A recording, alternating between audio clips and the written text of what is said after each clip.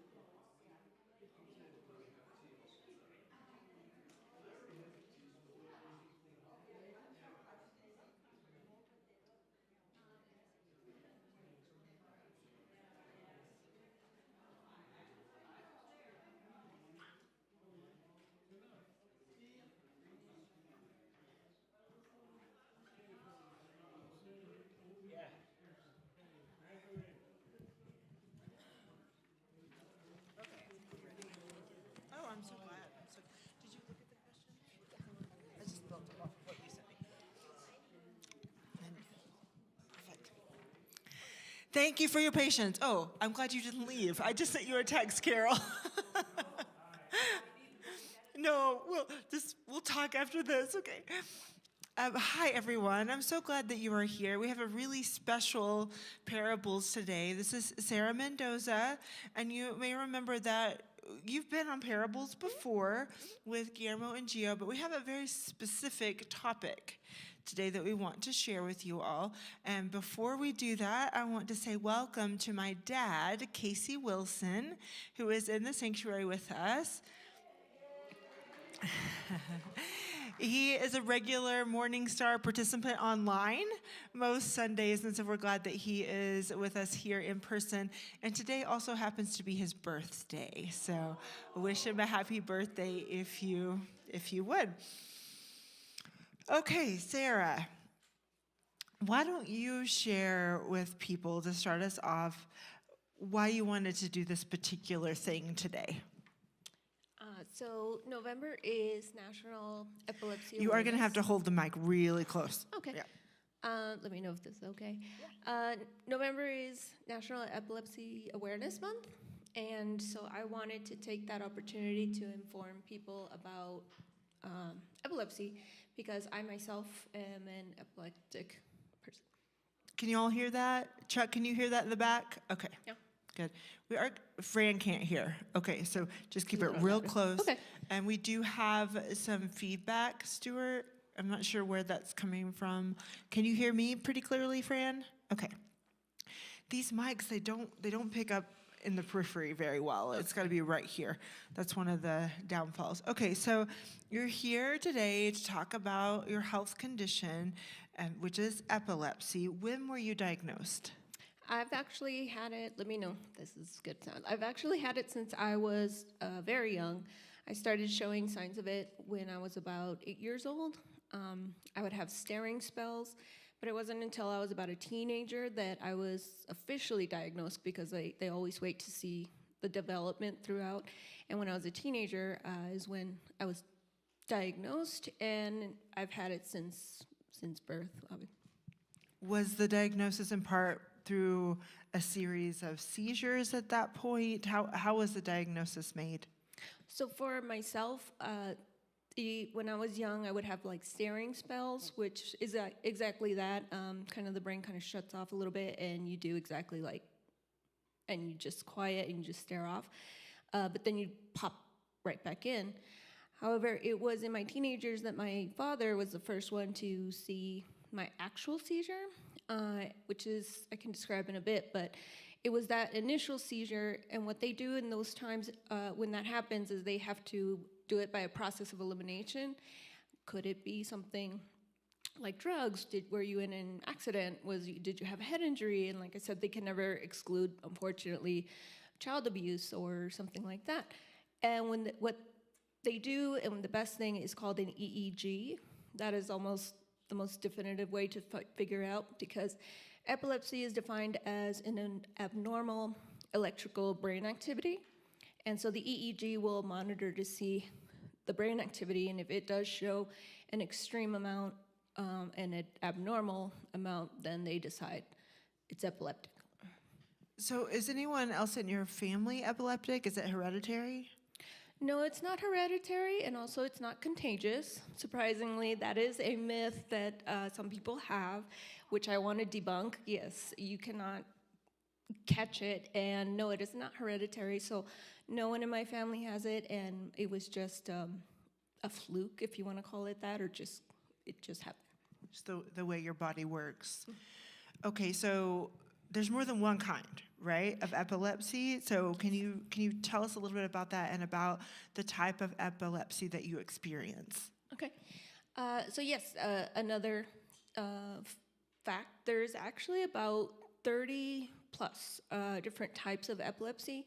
They fall under two main categories. One is called generalized and one is focal.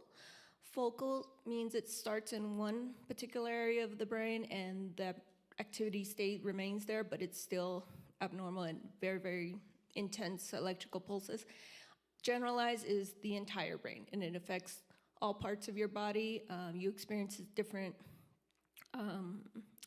experience before, middle, and after. I, however, am nocturnal epilepsy, meaning that mine only happen at night, particularly in the moment right before I'm gonna either fall asleep or right as I'm about to wake up. So it's those two. And also what that means is that even if I have one possibly generating or might be triggered, it will almost like wait until I'm at that point to have the seizure. So is it something about the transition of going to sleep or waking up that serves as a trigger?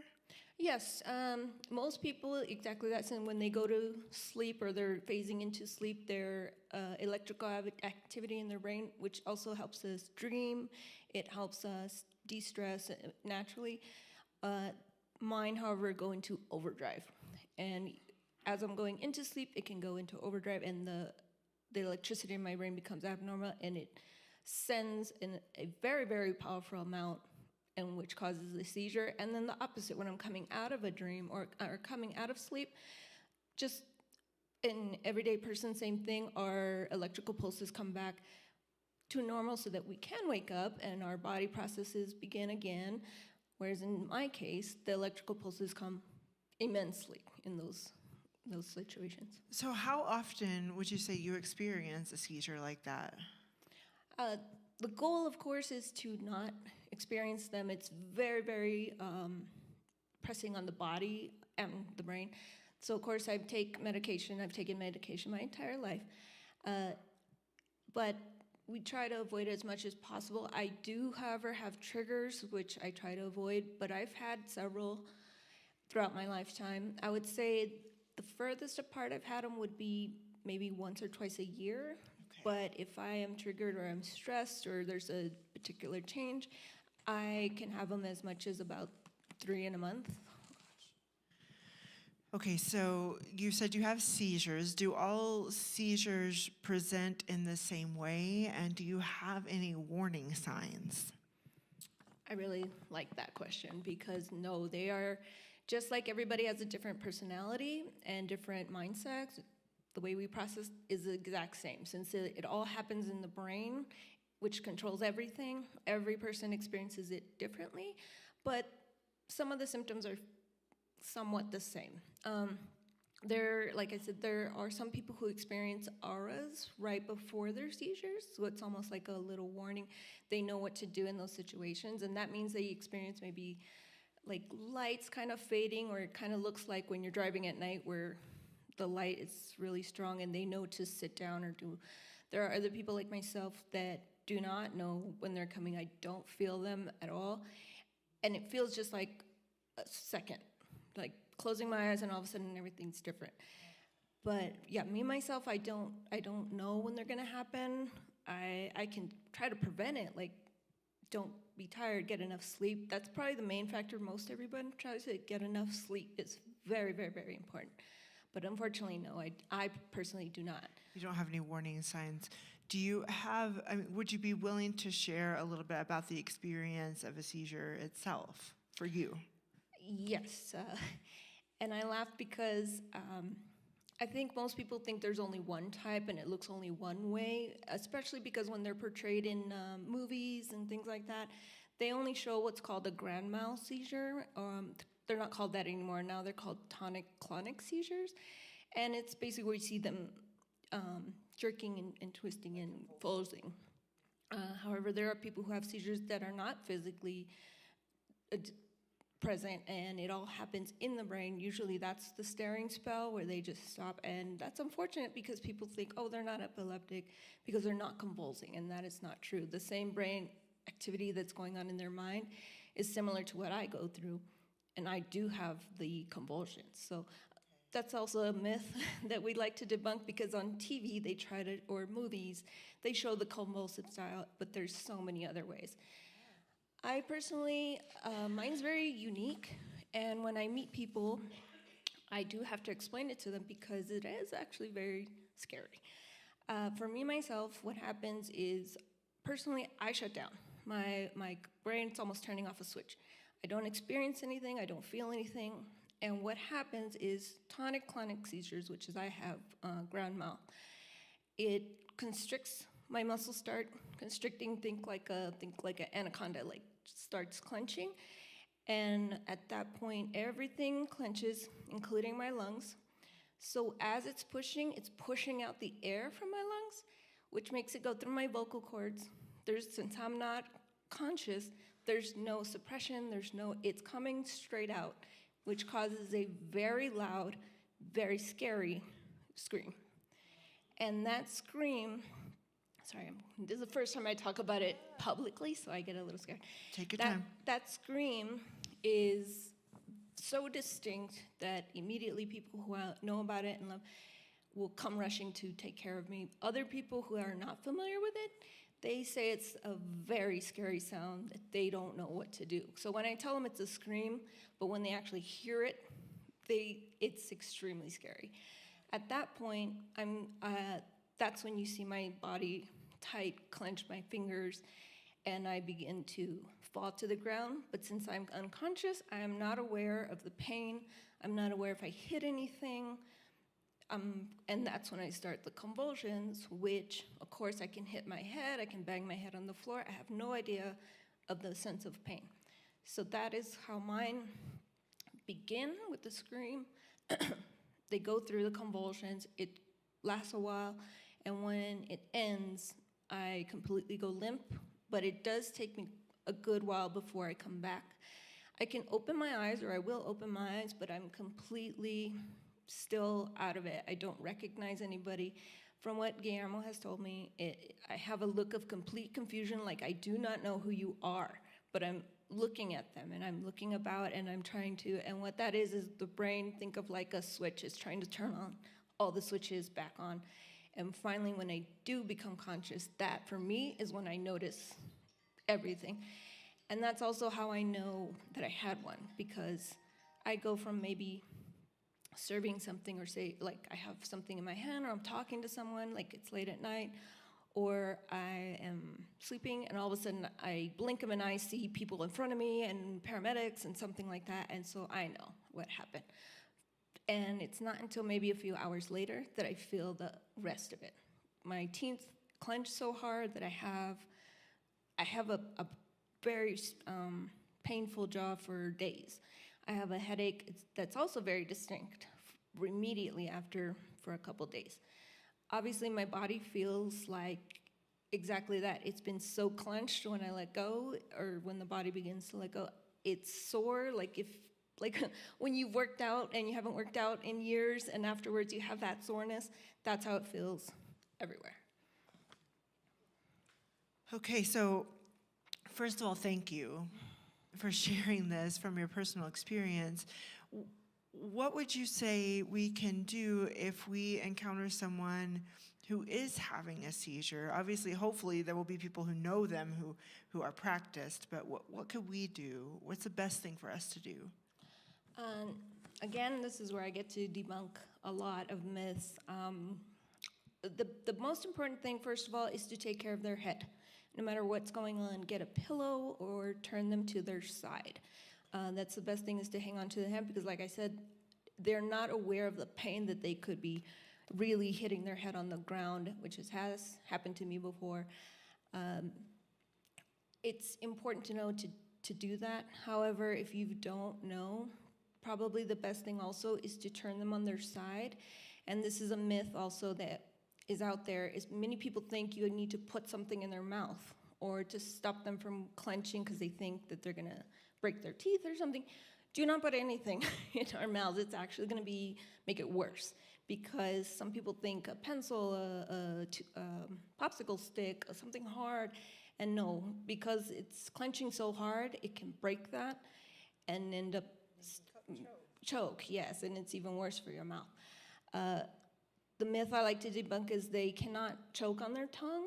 That's physically impossible, but what happens is that they're choking on their saliva, and that's what people think, is they're choking on their tongue, and they're not. You need to turn them on their side so it can drool out, because if not, it will choke, and again, they're not aware to cough it out, and they're choking. So immediately turn them on their side, let them have it. Don't put your fingers in their mouth, because they will break your finger or worse. I don't like that myth, and it's still around today. Again, they show it in movies, and I wish they wouldn't, because it's very, very, very dangerous for the epileptic and possibly the person who's trying to help, but we can cut your finger. It has happened to me. Another symptom, which not everybody has, is biting of the tongue. That's actually helps diagnose a type. It's not everyone that has that bites their tongue. I, however, at one point I always bite my cheek, but one time I caught my tongue and it sliced it. So currently in the back of my mouth, I have almost like a split. It healed that way. So that's what I mean. We can bite hard enough that we would hurt you if you were to put anything in our mouth. So if we harm ourselves, it could definitely harm you. So don't do that. Yeah. Are there any other, you've talked about different misconceptions that we have in sharing information, and we don't really know from experience. Are there any other misconceptions that you want to be sure to talk about? Those are the two main ones. Definitely protecting their head. I can't stress that enough, because they're hitting it so hard. Turning them to the side's the best thing. Don't stop them. That's another myth, is they try to hold them to stop the convulsions, and that's even worse, because it's the same thing as hitting their head. They don't know how hard they're shaking, so don't hug them. Let them have it. It's just gonna happen. Afterwards, try not to shake them to wake them up. Like I said, I'm not aware what's trying to figure out who's who and what's what, but people will shake them, like kind of wake up, and you're making it worse. You might even trigger a second one. So those are probably the four I like to let people know, that is not the way to handle an epileptic. Or also people who have the staring spells, they'll do this to wake them up, and it's not gonna help. You're actually harming them more. So in our conversation, before this conversation, you mentioned something called sudden unexpected death in epilepsy. Would you like to talk a little bit about that? I think it's very important to talk about that. It's known within the epileptic community, but it's not so much to everyone else. Just so everyone knows, epilepsy is actually rather common. It's called 1 in 25 people have epilepsy or some form of epilepsy. I'm sorry, I'm saying so much. So if in this crowd, if you don't know anyone who's epileptic, I am your 1 in 25. So, very, very common, but people do not talk about it because, of course, it's something they have to have in their mind. And unfortunately, I have to think about it. We try not to live with that, scared that we're going to lose our lives. But yes, What that is, it's called SUDEP for short, sudden, unexpected death in epileptic people, which means one day you just don't wake up. And there is no cause. It's not that you had a seizure. That's also part of it, is that no seizure was involved, and basically you do not wake up. And so you cannot live your life constantly thinking, am I going to wake up today? You can live your life saying, thank God, thank you for giving me this life today. But we try our best to support everybody, especially people who are newly diagnosed. It's one of the things medical professionals have to tell them. This is a reality, unfortunately, that you need to be aware of, and your family members need to be aware of. We don't like to dwell on it, of course, being afraid for your life, but it is a reality that even I have to be aware of. Is there anything you'd like to add before I open it up to the congregation? I really want to inform people to be aware of how to take care of an epileptic person. It's scary for me right now because I've never really publicly told it, and that's sometimes why people don't know that they may know an epileptic person, because they don't like sharing it. They don't want to feel like the odd one out. They want to feel, especially as a teenager, you don't want to be feeling like the abnormal one. You want to fit in, and some people will try to avoid it because then they do become defined by it. Oh, Sarah the epileptic, or she can't do this because of. I would rather I decide, what I can and can't. So this is actually one of my first times telling a large group of people about it, but I think it's very important. Like I said, there is so many misconceptions that could happen, and I do want to bring up. If you do see someone going through it, or you do need to inform someone about it, it could happen at any time also. I do want to mention, honorable mention, I guess I should say, is that we've always taught Gio, Sarah's, our Guillermo's son, Gio, that Sarah's an epileptic, and there were times that I would have to take care of Gio alone. And we didn't want him scared. We didn't want him to be afraid of an epileptic or people with epilepsy. So we taught him that if anytime Sarah has one, immediately just call 911, because he was small. It's dealing with a grown-up sort of thing. Best thing is for him to call 911. We never, ever expected him to have to deal with that. It was always just warning. Unfortunately, this year I had a seizure, and it was only Gio and I. He was familiar previously with the scream that I had. He was about to get ready for school. He heard the scream, ran out, knew exactly what was going to happen. He called his dad first to let him know. He wasn't able to get in touch with his dad. Immediately, he called 911, and which is great. That's exactly what he should have done. It's scary, but fortunately for him, he was able to keep the composure of calling 911. My family members having a seizure, and they were able to come immediately. But that's very brave of him. He's 12 years old. That's a big deal, and you can panic in that situation. And he didn't, so I'm grateful to him for knowing that. So one of the small things we did is we always had our address and phone number posted, so if he ever did have to call the paramedics, he could tell them, I live here, and be able to read it to the person. But of course now they were able to come. But I am grateful that he knew what to do and not panic and take care of it. He saved your life. Yes, he did. So, do you have any questions or any comments for Sarah this morning in our final minutes together? Ellen? Thank you for sharing. You were just so brave, and it's a condition that's easy to conceal most of the time, and yet if things are to change, people need to have the courage that you have to go ahead and educate Yeah. about it. So thank you so much. Another question that I have is, are service animals able to predict Okay. Let me repeat the question.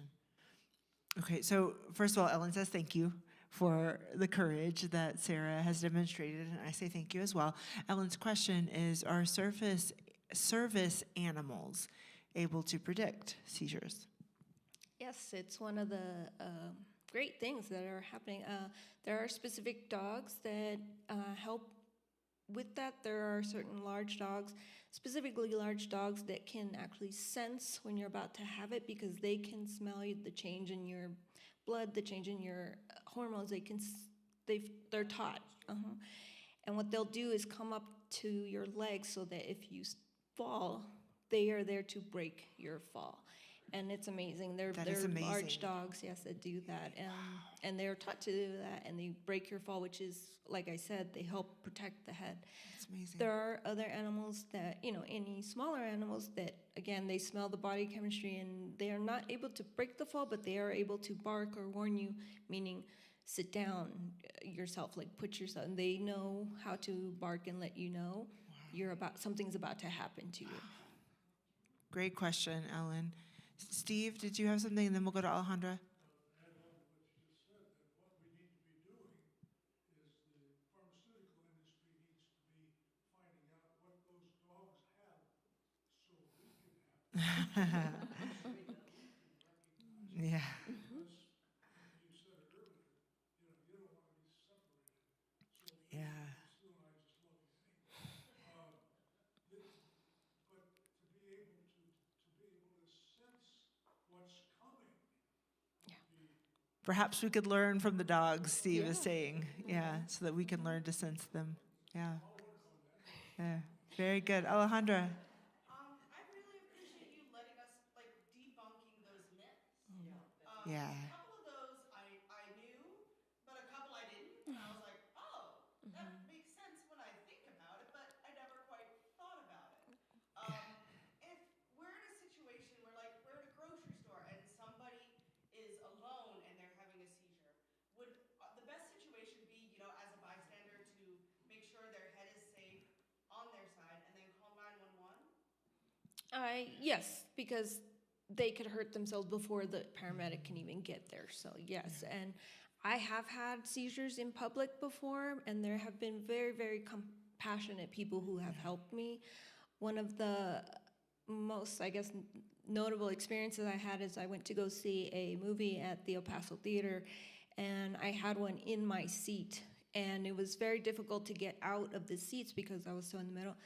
The people around me crowd surfed me out into the aisle where they, at that point, whoever it was, I'm not, I don't know, was calling 911 while I was being crowd surfed. Oh my gosh. That. And so when I woke up, the paramedics were already there. But of course, they were trying their best, even though I was unconscious. I mean, that's compassionate. At least they're trying to get me to a safe place. So yes, if you can break their fall or at least take care of their head and on their side simultaneously, or if somebody nearby, call 911 while you're doing that, yes. So for our people at home, Alejandra was thanking Sarah for debunking those misconceptions, but also just affirming that if we encounter someone in a public place who's having a seizure, we can make sure they're safe in terms of head position, putting them on their side, and then calling 911. Very good. Fran? The question I had was, you said you took medication. Is that so you won't have as many seizures, or is that just, Yeah, great question. Does the medication reduce the number of seizures? How does it work? What is it doing to help? I really like and appreciate that question. I think a lot of epileptics would, because there are many, many drugs out there that help, and a common sort of joke is what we call what's your cocktail, meaning there are several that you may have to take. Like myself, I take 3 different kinds, very high dosages, and I have to take them twice a day, every day. However, there are more, I want to say unfortunate, or some people that have to take even more than that to prevent seizures. Now, they are to help prevent the seizures, yes, to help stop from having as many. The goal is to find the right cocktail that will have you at having none. And that's always, it's always good to see your doctor regularly and let them know exactly what you're doing. So I always have to let them even know I have a new job. That sort of change for me, and my brain is trying to re-establish itself. Oh, this is how I go to work now. This is how, and even those subtle changes can trigger my seizures. So now that I have a new job, I had to relearn everything, and in my brain, it's more electricity, how I hang. Yeah. So it's very, very important that I don't skip my medication right now. Yeah. So we will hear from Eileen and then Elaine, and then we'll need to close. Eileen? I hate to ask this question, but can you drive? Can you drive? It's a good question. Still a very good question. Same thing. We can drive. However, in every state, if you were to have a seizure, it's recommended you take at least 6 months seizure-free before you're able to drive again. And this is something that gets reported through your health provider, so that if you do have one, a police officer will know that that's what happened. However, it's best not to, especially people who have them during the day. Unfortunately, I have them during the night. But people during the day, I would say a good amount of them take public transportation, have someone drive them. But that's a great question, because yes. Asked by a bus driver. Yeah. And again, that's another thing. As a teenager, you want to learn how to drive. Everybody loves getting their car. And yet an epileptic is like, it's too dangerous for me to do so. And you feel like the odd man out. So again, if you know anyone or know any teenager or know anyone at any age, let them know it's fine to take a bus. It's fine. I'll drive you. Let me drive you to your job. I want you to be safe. That's good, Sarah. That's good. Elaine? That was my question. Oh, it was. Another question is, are you afraid to be alone? Are you afraid to be alone, Sarah? Yes and no. Since I've had it since I was young. When I was younger, yes, I was afraid to be alone, and obviously my parents are afraid of me to be alone, but I personally have grown out of it. I did live on my own throughout my college years and, of course, as an adult, but I do have to take a lot of precautions. I'm not afraid only because I know to take those precautions, which is side sleeping or put a body pillow to make sure I'm on my side. So if I do have one in bed, I'm already in the position I need to be. Also, taking care in the showers, handrails. I used to have those, that stick on to kind of help me out. Some epileptics will even use the chairs that you can put in the shower. Again, in case they have one, it's not that hard of a fall. Unfortunately, I have had one while bathing, and thankfully Guillermo heard the scream and came running to get me out of that situation, which is very difficult to pull a limp, wet body out over 100 pounds onto their side. But thank you for Guillermo. He knows that. But to a degree, yes, it's scary, but if you know how to take the precautions, you can eliminate that fear. Thanks, Sarah. Oh, okay, Dale, make it quick. I've heard of brain surgery being done for people who have excessive. Is that how much is that being used? Is brain surgery needed or an option at times? It is the last option, and of course it's up to the epileptic if they want to do that, but of course it is the last option. There are people who do have seizures multiple times a day, and those are the ones that they definitely suggest brain. However, there are very few hospitals and professionals who will do it because it's so complicated that it may stop your seizures but start something else. The brain is so sensitive. That's why it's the last option, because again, you might help the seizures, but you might end up with a other disability, not being able to use part of your body or something like that. Thank you, Dale. That was an excellent question. Thank you so much. Okay, let's thank Sarah for her time. And just mark your calendars for next week. We will have the Readers Theater Group performing right here during Parables, and you're not going to want to miss that. One last thing, if I could. Purple is the color for the month, for National Epileptic Month. If you know someone or have known one, or just for me, wear something purple. accessories. Purple is the color. color. Purple is the color for And epilepsy awareness. And one thing we also encourage is what's called Purple Pumpkin Month. So everyone has pumpkins around their house around this time, of course, as decoration.